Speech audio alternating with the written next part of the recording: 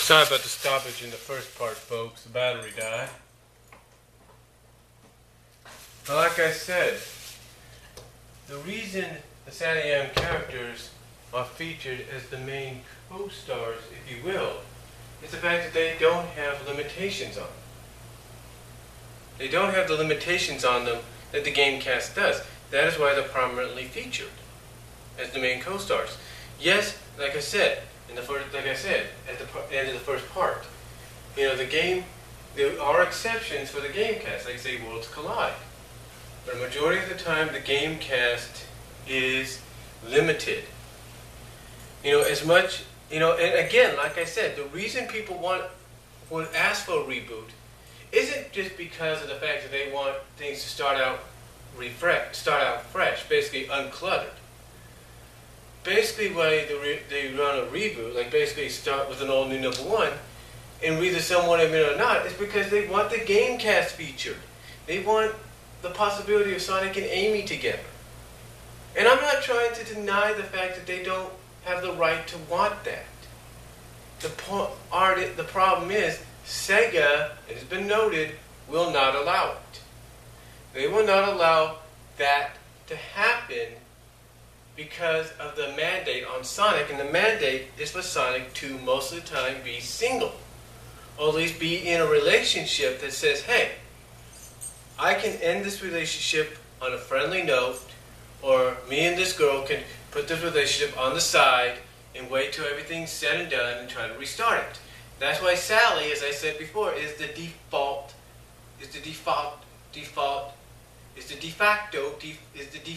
facto girlfriend. That's why she's the default girlfriend, because the fact that she's unlimited and the fact that Sonic can break up with her, or at least put the relationship on hold with her storyline-wise, and vice versa, and so they can get the most important things done. They've even acknowledged that perhaps, if you read the comics at times, whether it's under Ian Flynn, Tracy Yarlin, or Ken Penders or Mike Gallagher, doesn't matter. Any one of them has basically written Sonic and Sally to say the same thing. And that is, well, not say the same thing, but hit at the fact that maybe they should have waited on starting the relationship after the war is over. Because it makes more sense. They know they love each other. They know that they want to be together, but as long as there's a war going on for the freedom of the planet, they can't focus on that. They're going to focus on freeing the planet. And that is why she was always the de facto girlfriend, the default girlfriend, because of that matter. If Amy was Sonic's girlfriend, if Sega would allow it, and I'm not denying they won't ever do that in the future, but if Sega was to allow it, if you will, then there's no doubt Amy and Sonic would be together, and there would be no Sally in the picture. But guess what? The reason Amy's not is because of the fact that when you read her bio, she's still the same age as she was when she originally began. The only difference is her design, which does make her look older. And whether you like Ken Penders or not, he had it explained in the comic that physically she may look older, but mentally she was still the same age. Heck, there was a short story that had Amy and Tails attending the same class together, and Amy's like, man, I'm older. I'm physically older. I should be with the older girls. But guess what? She wasn't, due to the fact, folks, that mentally she was still the same age as she was. So continuity-wise in the comics, if not the games, she's a young girl still. She's still a 12, 13-year-old girl while Sonic's in his late teens. And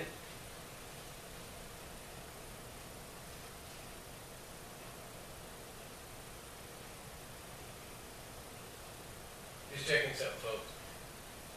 And like I said, That's another reason too. Now, again, I'm not saying it won't ever happen. If, like I said, if Sega decides, hey, let's reboot the entire franchise and let's make Amy the same age as Sonic, then yeah, it's bound to happen. They know it.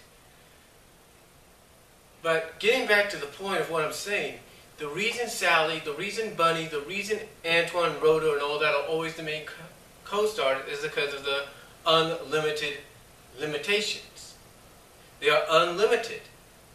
And like I say, there are always some exceptions with the Gamecast, but overall, they have the limits. They do.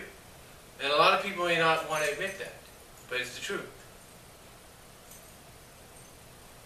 It is the flat-out truth. And you can deny it if you want.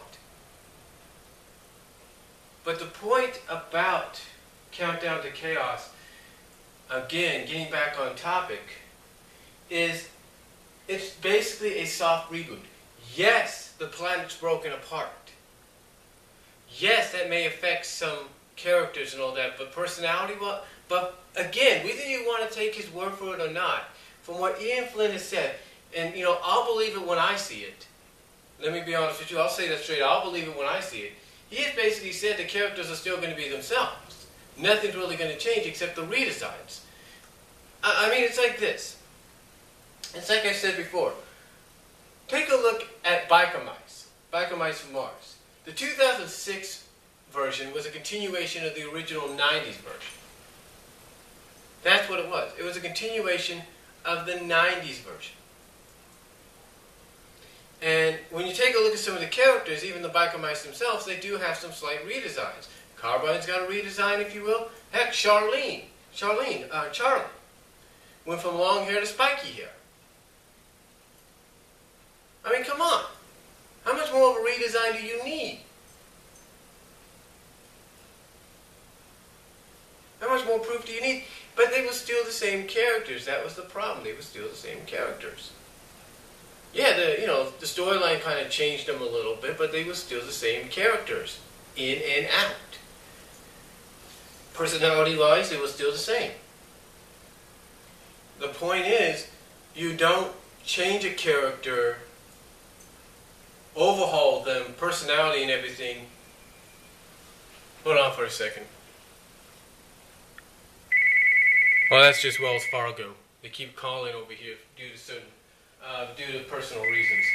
But like I said, you don't overhaul a personality of a character and all that if you're reviving something or softly rebooting something and throw everything away just because you want to say, hey, I want to do it like this, I want to do it like that. No, you don't. The fact is, you keep them, if it's just a soft reboot or it's a continuation, you keep them as the same as they were in the previous incarnations. And that's basically what this 252 and Countdown to Chaos are. They're continuations of what's going on.